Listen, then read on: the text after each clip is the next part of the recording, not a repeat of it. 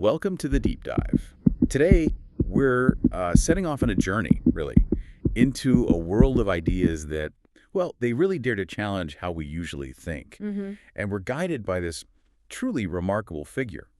His genius wasn't just in the ideas themselves, which were revolutionary, but, and this is crucial, how he shared them with this incredible simplicity. Yeah, that's a great way to put it. We're diving into the collected works of Aroz Matubar. Indeed. Now, Ars Ali Matubar, his name might not ring a bell globally, maybe, but in Bangladesh, especially in intellectual circles, he's monumental, a huge figure. Right. His influence is really felt there among people trying to understand the world through, reason and just asking questions. Exactly. So our source today is Aroz Matubar, Collected Works. In Bangla, that's there. Gets behind that case. Come on. Look, this isn't just some book. No, not at all. It's really revered in the Bangladeshi intellectual community, seen as like the voice for a whole philosophical and materialistic movement. That's right. And our mission today really is to unpack the most important bits from this pretty extraordinary collection. We want to give you a kind of shortcut, maybe, to understanding the core ideas, the bold challenges he puts forward. And why it's all still so relevant, especially if you're interested in critical thinking. What really grabbed me about him wasn't just the depth of his questions, which were profound, but the audacious simplicity he used, tackling these huge topics using just everyday Bangla. Yes. How did that work, this mix of deep thought and just really accessible language? How did that lead to what people call a revolution of thought? It feels like it says something powerful about the Bangla language itself, too. Oh, it absolutely does. His choice of language, his mastery of Bangla, it was fundamental to the impact he had, hugely important. Okay. But before we get deeper into how he did it, let's just quickly establish who this amazing individual actually was. Aroz Ali Matubar, the author of this collection. And it's a compilation of really exceptional essays, just brilliant stuff. And these aren't just, random essays. They cover a huge range. We're talking religion, society, science, rationalism, philosophy. A breathtaking range, really. It's a massive intellectual exploration packed in there. Wow. The collected works, you usually find it in 3 volumes, though the publishers for the individual volumes sometimes varied. Pathak Samabesh is cited as the main one for the collection. Okay. But its core identity, like you said, and our sources really highlight this, is how it's seen in Bangladesh's intellectual circles as a voice for this philosophical and materialistic movement. And when we say materialistic movement here, All right. what exactly does that mean in this context? Right, good question. It basically refers to a way of thinking that tries to understand the world, build ethics based on what we can observe, what's tangible, grounding knowledge in the natural world, rather than relying only on supernatural explanations or divine commands. Got it.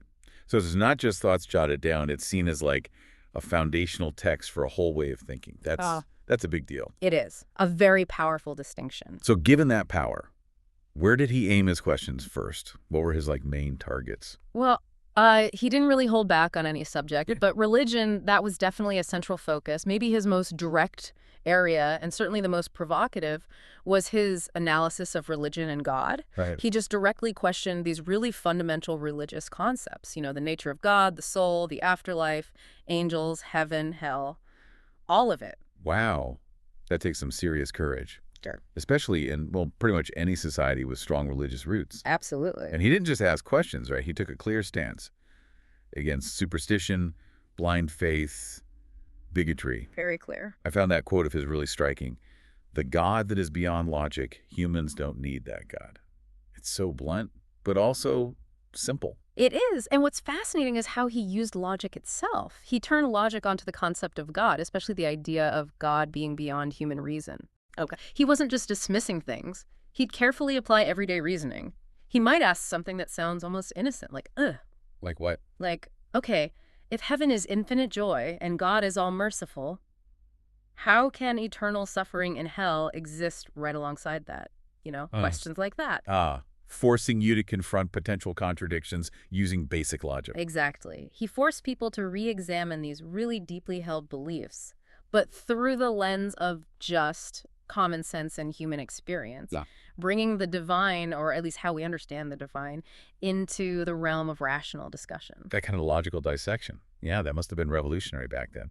And it sounds like he didn't stop there. He applied that same rigorous approach to science and philosophy, too. Absolutely. Which leads us right into his second main area, philosophical and scientific thinking. You read his work, and it's clear he had this deep belief in science, in analysis, in understanding natural phenomena. Seeking answers through observation, reason, Yeah. not just accepting dogma. Precisely. Well, can you give an example? How did he weave science into his arguments? Sure.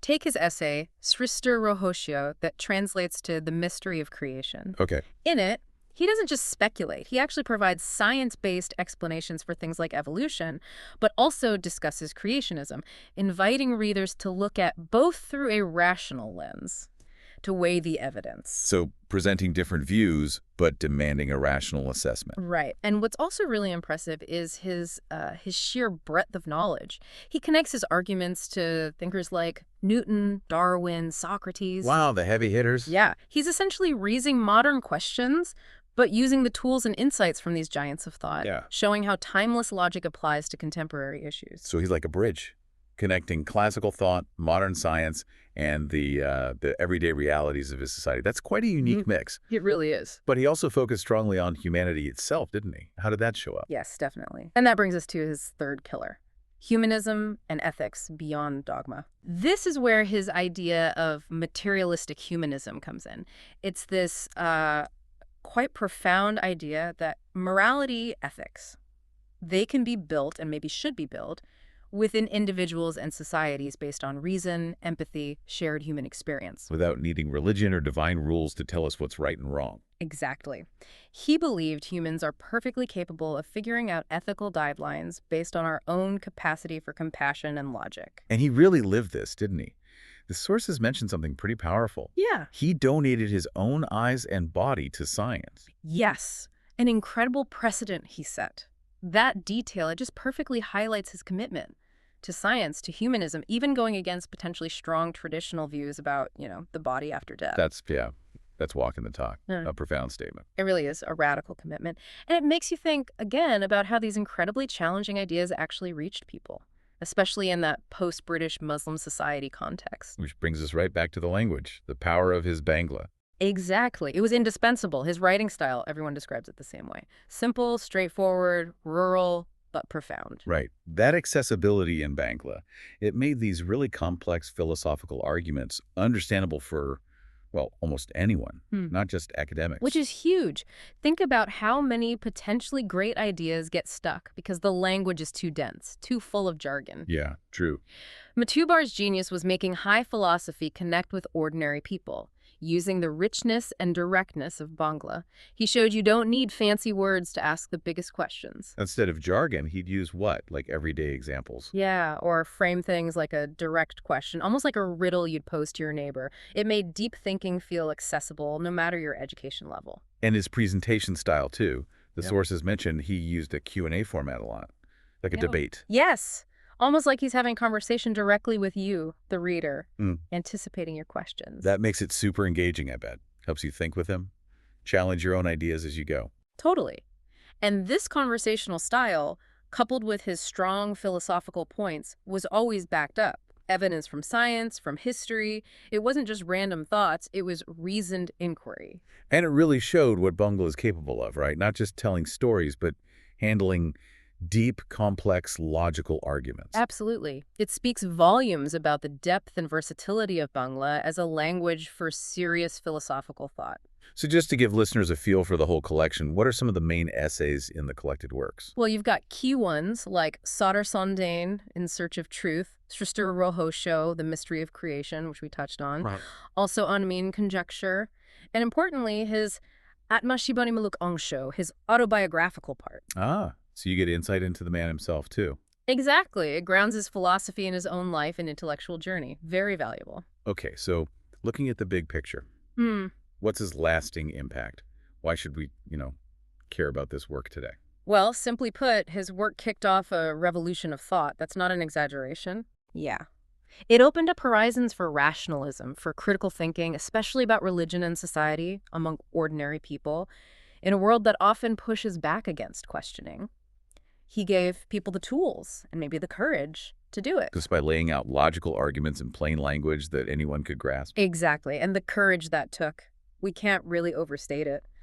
To publicly raise these kinds of questions in that specific time and place, post-British Muslim society. The sources called it a formidable task. And it was. He was a real pioneer, blazing a trail for intellectual freedom, largely just through the power of his accessible writing. And that accessibility is key to why he still matters, right? Yeah. The readability. Absolutely. His easy language, the real-world examples, it means anyone can pick up the collected works, understand it, and really engage with the ideas. It's not just for scholars, it's for anyone who thinks. And maybe most importantly, it's still relevant now, for young people especially.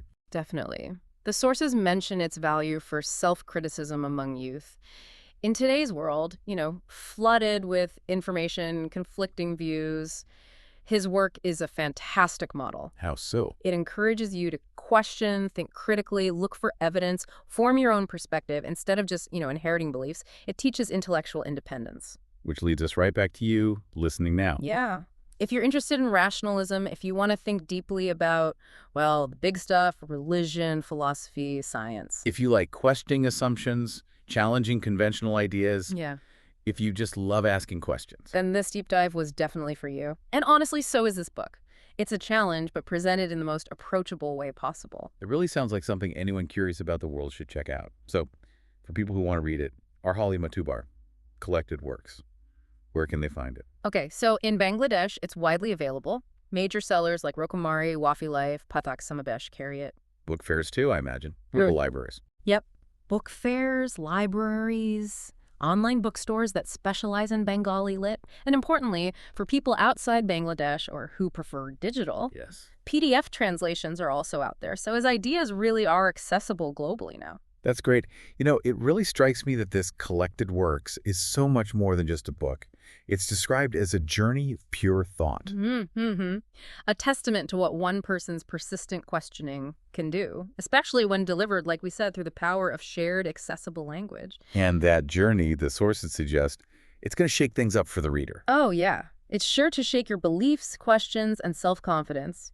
Whether you end up calling his ideas brave, or maybe even, as some might label it, atheism, Right. it's undeniable that it will make any thinking person pause, ponder deeply about the world, their place in it, maybe challenge assumptions they didn't even know they had.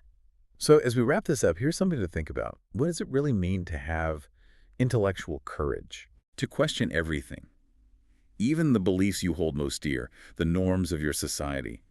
Especially when those questions come not in complex jargon, but in the simplest, most direct language of the common person.